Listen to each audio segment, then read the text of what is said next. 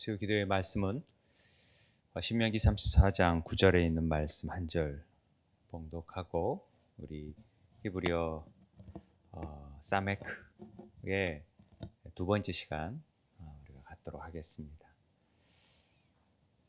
신명기 34장 9절 말씀 보도록 하겠습니다. 다 같이 한 목소리 읽겠습니다.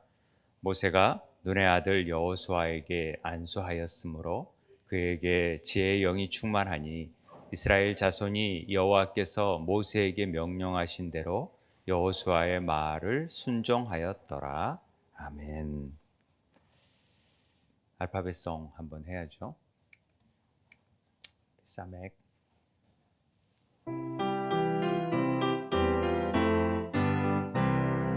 알레베트 김멜 달레 테바부 사인 헤트 테트 요트 가하프 라메드 mem누 사메가인 데헤짜데 코프레 시신신타. 조금 빨리 하겠습니다. 이제 뭐 우리 아이들은 다 아는데 이제 어른들이 문제네요. 아이들은 뭐 다 아니까. 그래, 한번 더 하자 우리. 알레베트 김멜 달레 테바부 사인 헤트 테트 요트 가하프 라메드 mem누 사메가인 베헤짜데 코프레 시신신타. 이제 사맥 다음 아인 이제 베헤짜데 코프레 시신신타 이제 얼마 안 남았네요.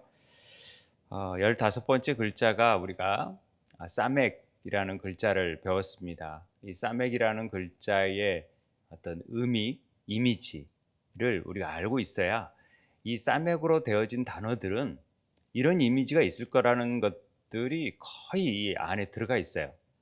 우리 버케브러리 22,000, 33,000을 공부해 보신 분들은 라틴어나 그리스어에서 유도된 말을 의미를 알면은 단어가 무슨 말인지 몰라도 이건 어떤 뜻이겠다라는 걸 금방 알 수 있거든요. 그러듯이 히브리어도 마찬가지예요. 이 사맥의 의미를 알면은 금방 이 단어가 어떤 의미를 주고 있구나라는 걸 알 수 있어요. 그래서 오늘 그 단어들을 좀 주로 살펴볼 텐데요. 의미를 좀 다시 한번 보자면은 이 사맥이라는 단어의 이미지는 기둥 같은 거에 뼈대를 이루는, 그래서 중심에 뼈대를 이루면서 또 그것이 가시의 역할도 하고 보호의 역할, 울타리의 역할도 한다라는 얘기를 드렸습니다. 그래서 목자가 가시나무 같은 것으로 벽을 방어하듯이 쌓아두는 것, 이런 것들의 의미도 포함됐다라고 했습니다. 방패 의미가 있다라고 했죠.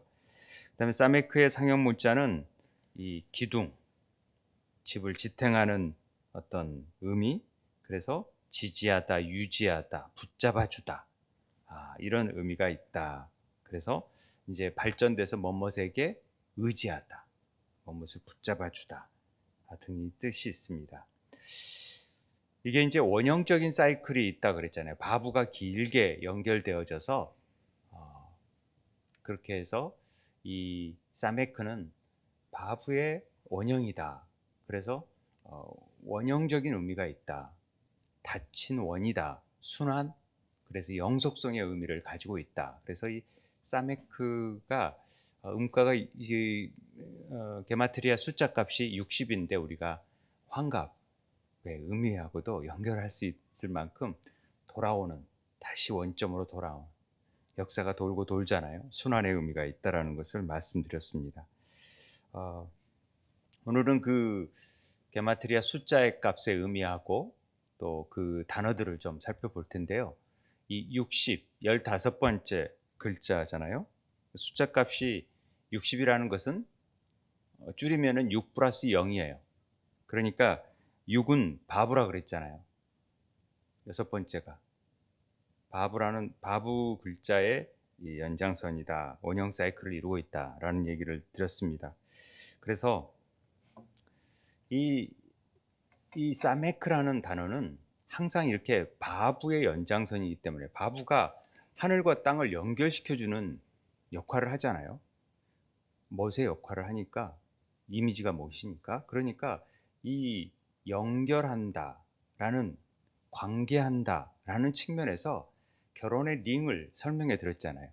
결혼해서 우리가 서로 신랑과 신부가 함께 관계를 맺어가는 영속성으로 나아가는 그런 관계를 있다라는 결혼 반지의 링의 의미를 지난 시간에 설명해 드린 것 같습니다. 이 사메크의 어근을 취하는 동사들은 그래서 주로 의지하다, 신뢰하다, 공급하다, 조력하다, 돕는 배필처럼 돕다, 손을 뻗치다, 가까이 놓다 라는 이 바브하고 아주 연관이 있다 보시면 됩니다. 사메크가. 그래서 이 15번째 글자라는 의미에 있어서 히브리 안에서는 이 15번째가 요드 플러스 해, 10번째 요드하고 5번째 해가 연결되어져서 15번째 사맥이 이루어졌다. 유대인들은 이렇게 생각을 해요. 그런데 이 10번째하고 5번째가 어떤 글자예요? 바로 이하, 여호와의 축약형이에요. 하나님, 야훼의 축약형이 이하예요. 그러니까 이 사맥은 바로 여호와를 의미하는 글자다 이렇게 표현하기도 합니다. 그래서 하나님의 거룩한 이름과 같은 숫자 값을 가지고 있다라고 보면 됩니다. 하나님을 가리키는 단어, 첫 글자와 끝 글자의 약자로서 하나님을 가리키는 단어다 이렇게 보시면 됩니다. 그래서 숫자 60은 우리와의 관계, 하나님과 우리와의 관계, 그리스도와 신부인 우리와의 관계를 설명해 주는, 그래서 결혼 반지에 돕는 배필의 의미를 제가 지난 시간에 설명했었는데요. 그런 의미가 있습니다.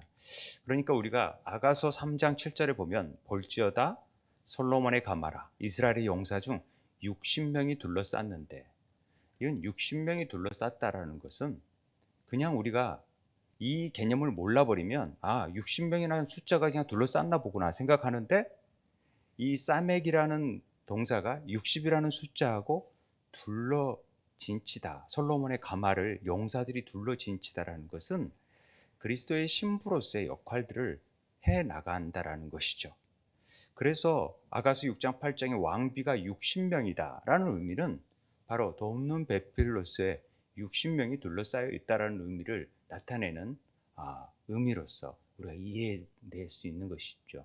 그냥 왜 60명인가 이렇게 설명하면은 안 되고, 이렇게 히브리어와 이 알파벳 안에 숫자적인 개념들이 다 있기 때문에 그렇습니다. 그래서 남편이신 예수 그리스도와 그의 식구들이 그를 둘러싼 그림, 이것을 그려낼 줄 알아야 돼요. 우리가 이걸 신약적인 의미로서 히브리서에 보면 구름같이 둘러싼 허다한 증인들이 있었다. 히브리 저자는 바로 이 사메크가 둘러싸여 있는 모습을 염두에 두고 지금 우리가 증인된 모습으로서 둘러싸고 있다는 것을 보여주고 있는 것입니다. 그러니까 이런 것들을 우리가 알지 못하면 예수를 바라보는, 믿음의 주 온전한 이 예수를 바라보는 의미에 있어서 그 바라보는 것이 믿음의 방패를 갖는 것이고, 구름같이 둘러싼 허다한 증인이 우리가 속해 있다라는 것을 깨닫는 것이 굉장히 중요한 의미가 되는 것입니다. 그렇게 되는 거죠. 일부 랍비들의 주장에 의하면은 이 히브리어 15번째 글자 사메크는 60의 의미는요, 제사장의 축복문에서 여실히 드러납니다. 우리 제사장의 축복문이 어디에 있어요? 민수기 6장 24절에서 26절. 우리 다 설명했었잖아요. 제사장의 축복문. 이 제사장의 축복문이 이거죠. 여호와는 내게 복을 주시고 너를 지키시기를 원하며, 여호와는 그 얼굴을 내게 비추사 은혜를 베푸시기를 원하며, 여호와는 그 얼굴을 내게 향하여 드사 평강 주시기를 원하노라. 이게 우리 축도할 때도 이 축도로 쓸 게 있고, 고린도후서의 말씀을 가지고 축도를 보통은 하고 있습니다만은 구약의 이 축복문 가지고도 축도를 할 때가 있습니다. 근데 이 축복문이 바로 60과 연관이 있다라는 거죠. 어떻게 연관이 있냐면은 이게 단어가 처음에 여호와는 내게 복을 주시고, 이 앞에 단어가 세 단어로 되어 있어요. 그다음에 두 번째는 다섯 단어, 세 번째는 일곱 단어. 그래서 15 단어로 되어 있어요. 이 단어가 그러니까 15 음가잖아요. 15번째 숫자잖아요. 사메크가. 그래서 이 15이라는 숫자가 나오는 거고, 그러면 이 자음의 숫자를 다 세어보면 첫 번째 문장에서는 15자음이 나오고, 두 번째 문장에서는 20자음이 나오고, 세 번째 문장에서는 25자음이 나와서 총 60자음으로 이루어졌어요. 그러니까 완벽한 사메흐를 이루는 제사장 축복 자체가 사메흐를 이루어요. 그래서 사메크에서 제사장 축복을 할 때 여러분들 이렇게 손 만들 줄 아세요? 세 손가락이. 예. 이게 안 되는 사람들이 있는데 열심히 연습해서 이 제사장의 축복을 할 줄 알아야 돼요. 이 손이 안 붙는 사람들이 간혹 있는데 잘 붙여가지고 이렇게 붙이면 이렇게 해서 유대인들은 축복할 때, 제사장을 축복하고 자녀들을 축복할 때 이렇게 쉰자, 알파벳 쉰자 할 때 설명을 하겠지만 쉰을 만들어서 축복을 해요. 이게 감싸 안는 거예요. 자, 왜 감싸 안는 거인지를 보여드릴게요. 이 쉰, 제사장의 핸드라고 말하고 하는데, 쉰이라는 글자가 이렇게 나오게 되는데 이런 모양을 만들어서 축도를 해요. 유임식 할 때도 그렇고. 그런데 이게 팔의 뼈들이 정확하게, 손의 뼈들은 27개의 뼈가 이루어졌고, 큰 뼈가 팔에는 3개가 있어요. 그래서 30이 이루어져 있어요. 양팔이 같이 하면은 당연히 60이죠. 이게 감싸 안는 거예요. 이렇게 신을 함으로써 제가 지금 원이 만들어졌잖아요. 그렇게 해서 여호와의 모든 하나님의 그 보호하심과 인도하심이 지금 축복하고자 하는 자에게 내려가는 거예요. 그래서 축복을 자녀들에게 하든지 제사장들에게 축복을 할 때 이렇게 만들어가는 거죠. 그런 의미가 포함되어 있는 것입니다. 하늘로부터 오는 권위를 위임받은 축복의 결과는 이렇게 댐에서 물이 쏟아지는 것처럼 막강한 힘과 중단 없는 신속함이 내려진다는 것을 보여주는 거예요. 이 의미 자체가 그냥 하는 게 아니라 그런 의미가 있다는 거죠. 그리고 손으로, 이 사메크니까 손으로 지지해주고 붙잡아주고 이렇게 붙들어주는, 손으로 부어주는 느낌, 이런 것들을 이 축도에 있어요. 이게 이제 안수하고 연결이 되는 거죠. 전부 다. 그러니까 제사장의 축복은 이 사메크 동일한 컨셉을 가지고 있다라고 보시면 돼요. 이런 의도에서. 근데 이걸 모르면 그냥 축복을 이렇게 하나보다 이렇게 생각하는데, 이게 사메크 안에 있다라는 것을 알면은 이 60이라는 숫자와 그 의미를 알면은 훨씬 더 우리가 안수를 왜 하는지 이렇게 알 수가 있어요. 사메크와 관련된 단어에서 우리가 처음에 봤듯이 이 사마크라는 단어가 사메크랑 똑같은 말이잖아요. 사메크, 의지하다, 깃대다, 붙잡아주다, 지탱해주다, 여기서 나온 거니까. 이 사마크가 사메크, 맴, 레쉬 이렇게 해가지고 우리가 사마크 이렇게 돼 있잖아요. 그래가지고 의지하다, 기대다, 두다라는 의미로서 붙들다, 그러니까 주의 말씀이 나를 붙들듯이 나를 소망이 부끄럽지 않도록 만들어 버리는 거잖아요. 그러니까 주의 말씀이 우리를 붙들어 주시니까 우리가 살아가죠. 그러니까 우리도 자녀들에게 주의 말씀이 우리를, 그 자녀를 붙들 수 있도록 축복하는 거예요. 우리가 어떻게 합니까? 자녀들이 하나님께서 붙잡아 주시고 지탱해 주시고 이끌어 주실 수 있도록 만들어 주는 거죠. 그래서 이것이 생명을 붙들어주는 의미로 나타나는 것입니다. 이게 이제 우리가 사메크 할 때 카프 제가 이렇게 생각이, 사멕, 맴, 카프가 60, 40, 20이라는 숫자 값이 있잖아요. 이건 전부 다 합치면 120이에요.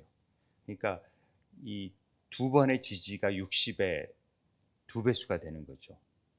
사마크 자체는 확실한 지지를 해버려요. 그렇게 되는 것이 이루어졌다라는 것을 말씀드리고 싶습니다. 그래서 이 사마크가 또 다른 의미에서 안수하다 할 때 이 안자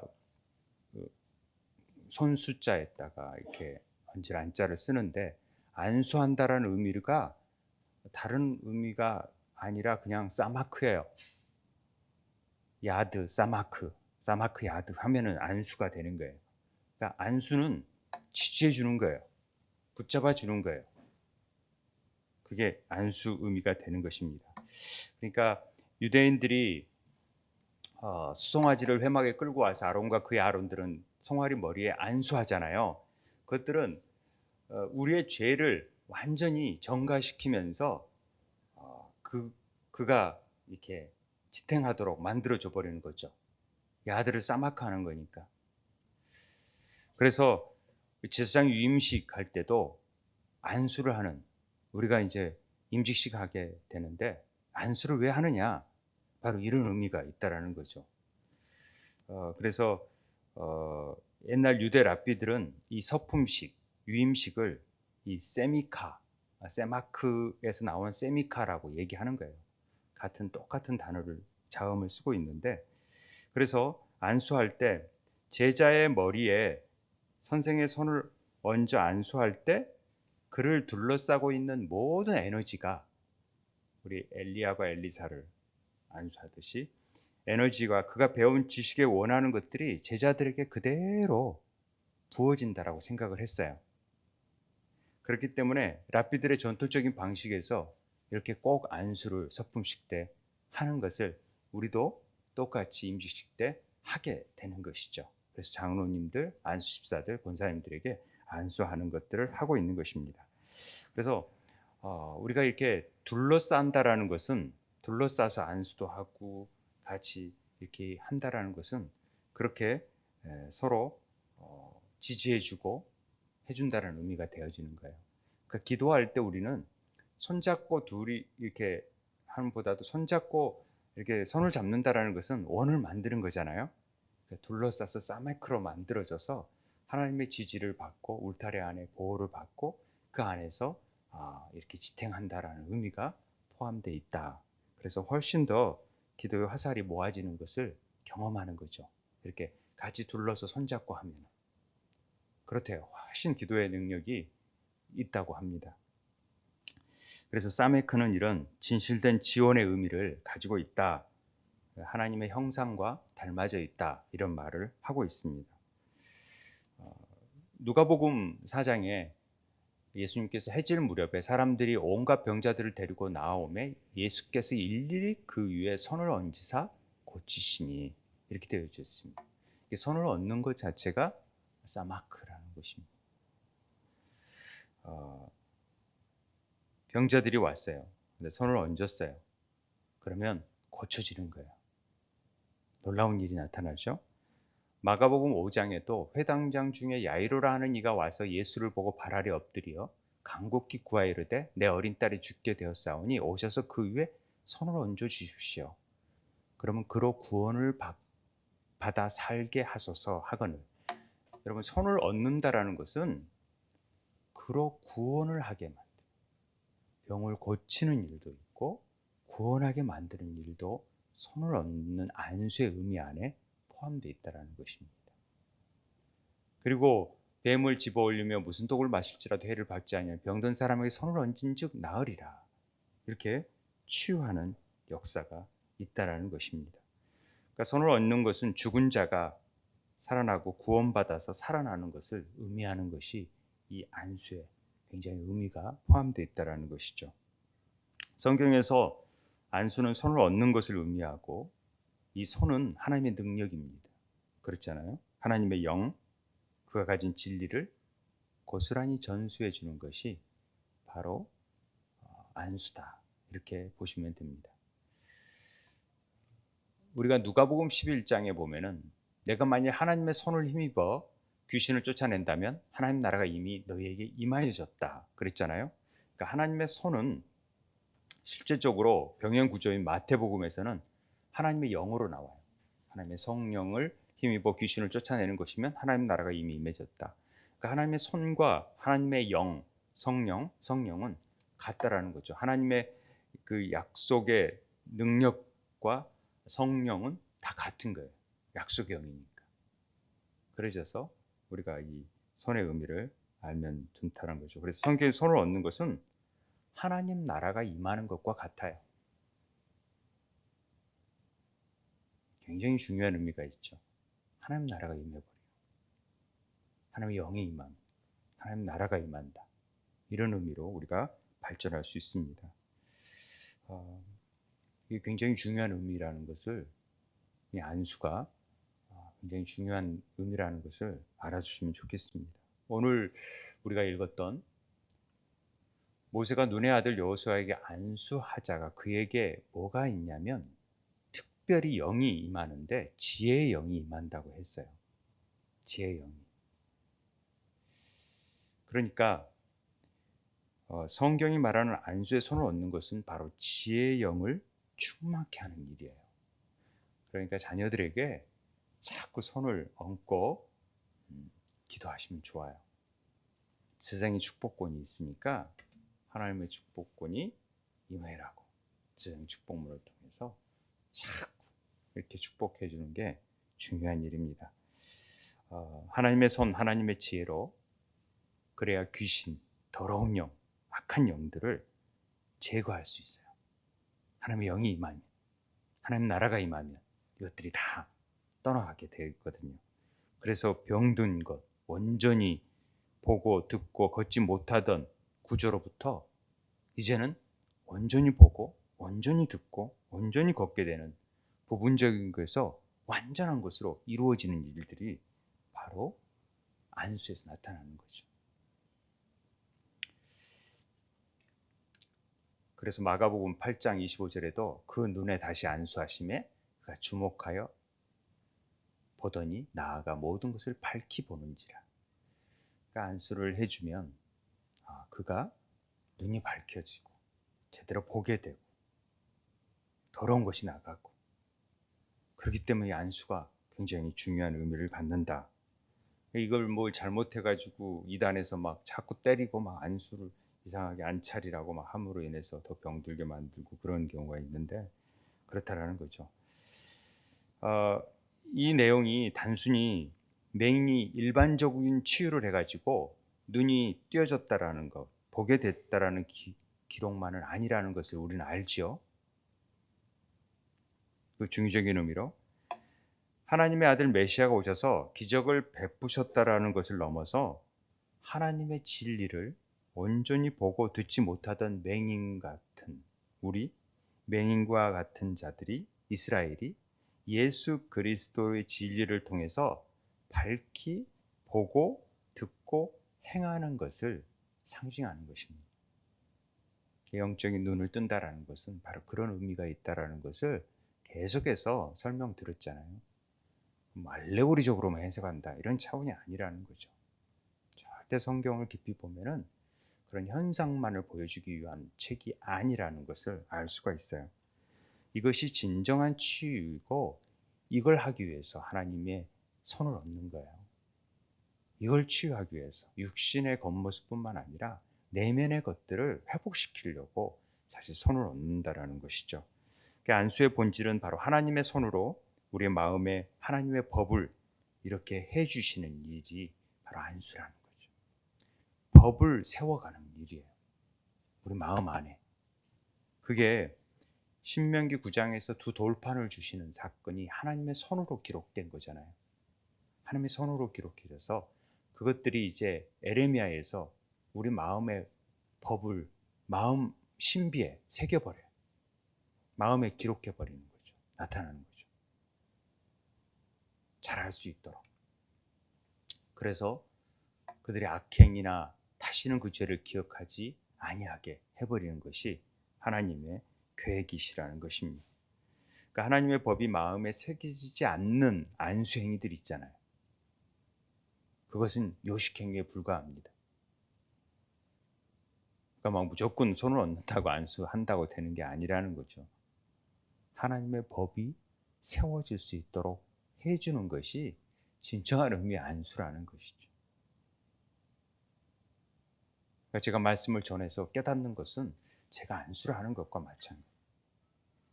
제가 안수를 했을 때 제가 능력이 있는 게 아니라 하나님의 영이 그 안에, 여러분 안에 임하여져서 여러분의 안에서 하나님의 법이 세워져 버리는 거니까. 그리고 마음밭의 신비에 그 빼앗기지 않는 하나님의 말씀이 새겨져 버리니까. 그리고 그 말씀을 붙들고 나아가니까. 이런 것들을 사도행전 8장에 보면은 그냥 안수를 해서 성령 받는 것을 보고 이렇게 막 돈벌이 하려고 했던 사람이 있었잖아요. 이건 안 된다라는 거죠.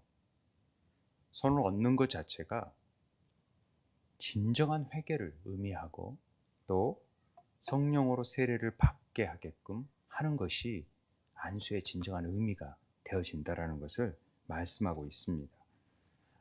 사도행전 9장에 보면은 이 사울이 이렇게 아나니아가 그 집에 들어가서 그에게 안수를 하니까 그 사울이 눈을 보지 못하던 게 다시 보게 되고 성령으로 충만해지고 그다음에 눈에서 비닐 같은 것이 벗어져서 다시 보게 되는 역사를 보고 세례를 받는다라는 내용이 나오지요.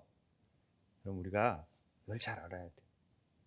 참 우리가 성경을 봐도 잘 못 보는 경우가 참 많아요. 그런데 우리 안에서 하나님의 법이 세워지기 시작하면요, 이게 보여지기 시작해요. 깨달아지기 시작하고 전혀 사람들이 모르는, 그래 늘 있어 왔던 밭에 있었던 건데 감추인 보화가 발견되기 시작해요. 열심히 일해도 못 봤던 것들인데 언제부터인가 그게 보화로 보이기 시작해요. 그랬을 때 내 삶을 전체를 거기에 올인할 수 있는 삶이 되어지는 거죠. 그러니까 우리의 눈이 띄어지는 것이 참 중요하고, 그러니까 안수를 그냥 한다고 막 안수하는 자체가 아니라 말씀을 잘 묵상하고 하나님의 영이 충만해지면은 우리가 하나님 앞에 안수 받는 것이 되는 거예요. 사메크가 우리를 둘러싸고 있는 거예요. 그렇게 되어진다라는 것입니다. 그런 은혜가 있게 되길 바랍니다. 우리 눈에 비닐이 벗겨져 율법의 본질인 진리를 깨닫는 것이 참 중요합니다. 성경이 말하는 안수, 손을 얹는 것이라는 것이 바로 이런 영적인 일들이 일어나는 것을 의미하는 것입니다. 그것이 바로 사메크가 의미하는 세미카, 안수라는 개념이에요. 그냥 하는 게 아니라 깨달아 알아지는 거예요. 제가 수요 예배 때 안수를 할 수 있어요. 여러분들에게. 여러분들 안에는 그것을 깨달아져서 아는 사람들에겐, 눈이 띄어진 사람들에게는 그것이 열려지고 더 세워지고 마음의 벽이 세워지는 것이죠. 이것이 하나님이 손으로 우리를 지지해주고 붙들어주는, 그리고 지탱해주는 힘이 되어지는 거예요. 이게 사메크다라는 얘기를 하고 있습니다. 두 번째로 글자가 세네라는 말인데, 이게 가시나무라고 했었잖아요. 떨기나무. 그래서 떨기나무에서 주님이 나타나시잖아요. 가시나무에서. 그러니까 왜 이 불 타지 않는 떨기나무 안에 탁 나타나시는 거예요. 그래서 모세에게 나타나시는 하나님. 이 가시나무에 여호와께서 임재하신 이유가 무엇입니까? 왜 가시나무에 임재하셨을까요? 하나님의 불 가운데서. 왜냐하면 가시나무와 같은 십자가 나무에서 우리를 위해서 대신 죽으신 예수 그리스도의 의미들을 발견해낼 줄 알아야 된다는 거죠. 그래서 이 세네라는 가시라는 의미가 나온다라는 것입니다. 참 재미있는 게 이 세네를 바로 앞에 있는 단어를 보면은 sin이라는 단어가 나오는데 이 sin은 가시라는 의미가 있어요. 가시라는. 그런데 가시라는 의미가 어원을 잘 못 찾겠더라고요. 그런데 이게 또 어떤 의미로 쓰냐면은 죄라는 뜻으로 되어 있어요. 그 영어의 sin과 아주 비슷하죠. sin. 발음이 같아요. 신기한 일이죠. 그래서 처음에 이 가시라는 상형 문자 가운데 가시가 있었잖아요. 그 가시가 우리 안에 있는 죄를 상징하는 말로 성경에서는, 구약에서는 자주 등장해요. 가시가. 육체의 가시, 뭐 이런 가시들.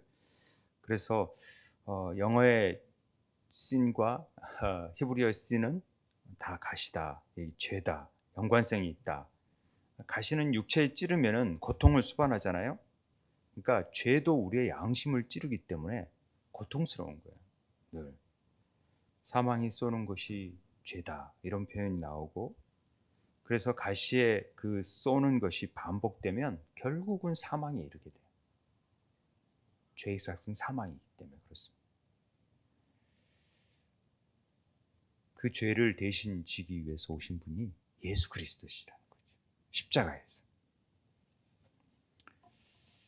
좀 분위기를 좀 바꾸기 위해서 셀라라는 말, 셀라라는 말을, 셀라 중창단도 있고 들어보셨죠? 셀라가 뭐냐면 살랄에서 나오는 사메크로 시작하죠. 살랄, 들어올리다, 높이다. 그런데 이 셀라를 한자 한자 따져보면은 사메크, 라메드, 해. 그래서 해가 뭐예요? 보라, 찬양하다, 이런 뜻이잖아요. 라메드는 지팡이고 사메크는 붙잡다, 지지하다. 그러니까 지팡이를 붙잡으면서 막 찬양하는 내용이 셀라예요. 무슨 내용인지 알겠죠? 셀라는. 셀라라는 말이 시편 39편인가에 계속 나오잖아요. 셀라, 셀라. 이건 막 들어 높이는 거예요. 막 그 지팡이가 누구예요? 왜? 그분을 붙잡고 날 찬양하는 삶. 이게 셀라예요. 우리 삶 속에서. 그걸 좀 알아두시면 좋겠고. 그 다음에 단어가 이 스코트라는 말입니다. 장막절, 초막절을 스코트라고 그러는데, 수카가 장막이거든요. 장막. 장막의 복수형이 스코트, 장막절로 되어지는데요. 이 초막, 장막절, 장막이 이 수카라는 말인데, 장막을 치고 거하는 삶이 되는 거예요. 왜 쌈맥으로 시작됐냐면은 그 하나님의 보호하심이 울타리가 되어져서 보호하고 있는 거예요. 둘러싸여 있는 거예요. 그래서 장막은 거하는 곳을 의미하는 것이기에 그 무엇보다도 하나님께서 함께 거하시고 그 장막 안에 거하시고 우리와 함께 붙들어 주셔서 가장 안전한 피난처가 될 수 있는 곳이 이 장막 안이 될 수 있다, 이 얘기하는 거예요. 그 울타리가 장막을 보호하는 게 아니라 주님은 이 주변을 다 보호하고 있는 거예요. 중심에 있어서 사메크로 감싸고 있다고 보시면 됩니다. 따라서 하나님께서 이 초막절을 지키라, 장막절을 지키라 하신 이유는, 첫째, 이스라엘 백성들이 애굽을 탈출해서 이 장막을 치고 살았는데, 이때 하나님께서 어떻게 이스라엘 백성들을 함께 거하시고 지키시고 보호하시고 인도하셨는지를 그대로 보여주는 장면이 그걸 기억하라고, 이 초막절을 지켜라, 이 얘기하는 것입니다. 그리고 두 번째로는 가을 추수 지키는 이 초막절은 그의 마지막 명절이기 때문에 말세에 다시 오실 주님을 우리가 기다려야 된다, 이런 의미로서 초막절을 지키라 말씀하신 것입니다. 그래서 요한복음의 이 초막절 때 어떤 일들이 일어났는지를 잘 보시면 굉장히 의미가 있습니다. 그 다음에 이 초막절과 같은 느낌을 유대인들이 뭘로 표현하냐면요. 지금도 초막절 행사를 하지만은 또 다른 축소된 의미로 뭘 가지고 있냐면 이 탈리트라고 하는 아, 수건 같은 건가요? 이걸 덮어 쓰고 기도하는 모습 본 적이 있으세요? 유대인들이 이런 모습 본 적이 있죠. 마치 쇼를 뒤집어 쓰는 것처럼 보이는데 이게 초막절의 모습을 재현하는 거예요. 굉장히 약식화한 초막절을 살고 있다라는 표현으로 텐트를 뒤집어 쓴 이미지가 텐트를 연상시키기 때문에 유대인은 성막이나 성전의 기능을 대체하는 효과가 있다라고 느꼈대요. 그래서 하나님과 만나는 장소로에서의 탈릿은 초막과 성막과 성전의 축소판이라고 유대인들은 그렇게 생각을 했어요. 그래서 유대인이었던 사도 바울이 뭘로 생업을 유지해요? 텐트 만드는 일로 생업을 유지했다라고 나와요. 그러니까 실제적으로 장막을 만들었는지 그 당시에는 뭐 장막이 얼마나 만들었겠습니까? 뭐 텐트를 집을 만드는 일들을 했나 이렇게 여기는 사람도 있고 그렇지 않고 이 탈리트를 만드는 일을 했을 것이다라고 말하는 학자들도 있으니까 참고적으로 알아두시면 됩니다. 그런 의미가 유대인들에게는 같은 의미로 받아들여지니까 그렇다라는 거죠. 그런 면도 한번 생각해 보면 도움이 된다라는 거죠.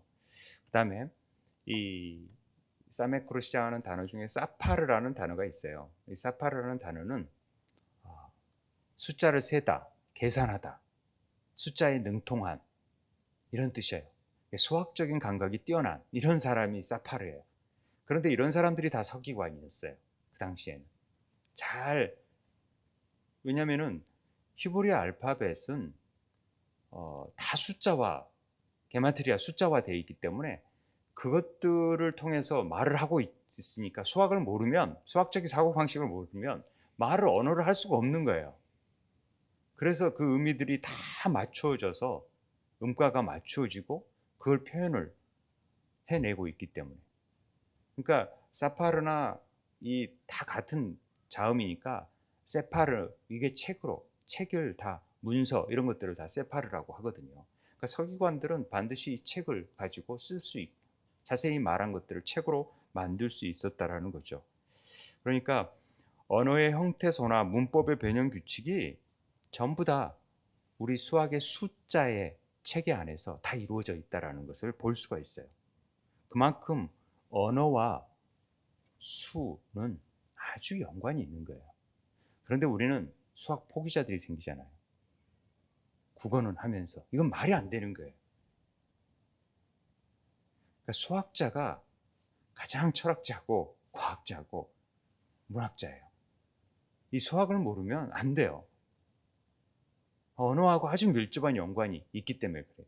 그래서 우리는 초등학교 때부터 이 수학적인 사고와 언어적인 사고를 아주 믹서해서 잘 이렇게 가르쳐 보고 싶은 마음이 있습니다. 서기관들은 두루마리에 토라나 계명들, 예배 형식들을 기록하는 사람들이었는데 단어나 문맥의 개념을 명확하게 하기 위해서 이 수학적인 개념을 정확하게 사용했어요. 그래서 히브리 언어는 과학이라 할 만큼 정확해요. 아까 민수기 6장 보셨죠? 그 단어를 다 맞춰요. 완벽하게 60, 15, 60으로 딱 맞춰요. 이게 제가 이제 시편을 주로 쭉 보면은 너무 완벽하게 잘 되어져 있어서 하지만 제가 이거 뭐 설명을 너무 길게 하고 아이들이 지루할까봐 제가 못했지만은 너무 완벽하게 돼 있어요. 시편 전부 다 알렙베트 김멜 이 알파벳 순으로 다 돼 있고 그 단계마다 다 그 숫자를 맞춰 냈다라는 것을 보면은 놀랍죠. 그래서 이게 학자라는 말도 되는데 서기관 학자라는 말도 되는데 이 학자란 이론을 다룰 때 반드시 그 과정이나 결과를 삶에서 삶으로서 수치화할 수 있어야 된다고 믿는 사람들이에요. 그러니까 실제화되도록 기여해야 되는 게 학자예요. 이론적인만이 아니라 살면서 그것들이 나타날 수 있도록 해주는 것이 학자라는 것이죠. 현실에 뿌리박지 않는 이론은 관념적이고 공허하기 때문에, 그래서 서기관은 이 수를 능통하게 다루는 히브리어와 토라에 능통한 자들이 서기관이었고 학자였다라고 얘기를 합니다. 히브리어 숫자가 다 암호화된 언어이기 때문에 그렇습니다. 그래서 이 숫자값, 자음의 숫자값을 가지고 있는 것, 그리고 2개 이상의 자음들이 조합돼서 의미 있는 단어를 만들어내기 때문에 이 수학적인 컨셉의 숫자 매김을 이해하지 못하면 히브리어를 이해할 수가 없거든요. 그래서 이 숫자적인 것들을 잘 알아야 돼요. 그렇게 됩니다. 그리고 이제 우리가 잘 아는 니시라는 단어가 사메크로 쓸 수 있는 단어인데요. 모세가 제단을 쌓고 그 이름을 여호와 니시. 니시가 뭐예요? 네, 승리. 그 실제적인 의미로서는 깃발이에요, 깃발.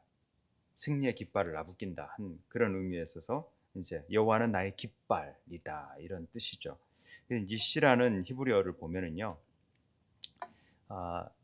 이 니시가 네스라는 기, 신호, 기호, 돛담배 그 대를 말합니다. 이 네스는 나사스에서 유래된 말인데 장대, 기에서 유래된 말이에요. 그래서 여호와 니시 하면 여호와는 나의 깃발이다, 나의 승리다라는 말입니다. 이 말은 철자를 보면은 이 눈과 사메크로 되어 있잖아요. 그 연속되다라는 눈과 붙잡다라는 사메크가 있으니까, 그리고 소유격에 요드가 붙어서 되어진 말이 니시예요. 여호와 니시 할 때는 이게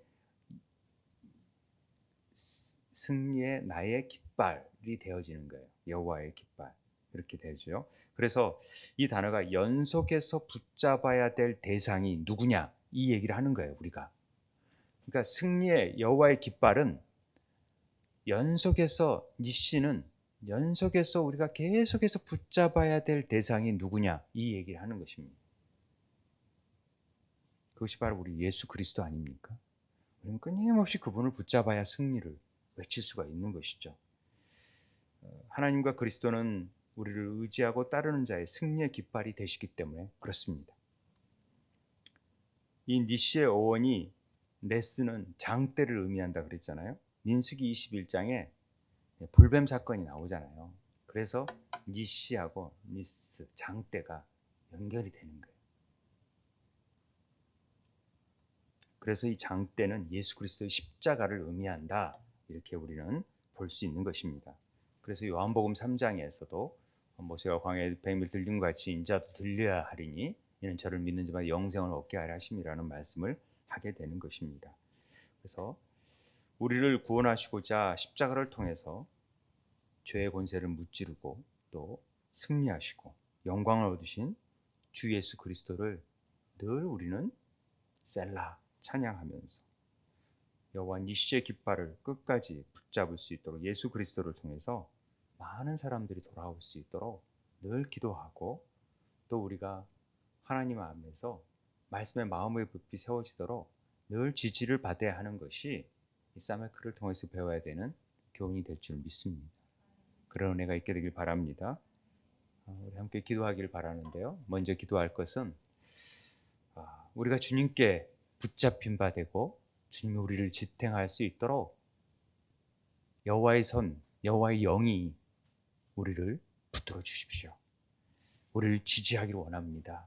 주님, 그래서 우리 자녀들에게도 우리가 그 영이 부어질 수 있도록 안수할 수 있게 도와주시고, 오직 예수 그리스도만 끝까지 붙잡고 연속적으로 붙잡아야 할 대상이라는 것을 깨닫고 나아갈 수 있도록 우리가 함께 기도했으면 좋겠습니다. 기도하겠습니다.